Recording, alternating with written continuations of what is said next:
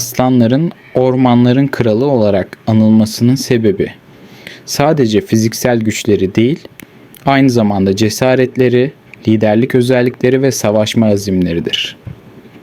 Güçlü olmak önemli ama cesaret ve yılmazlık liderliği ve saygıyı getirir.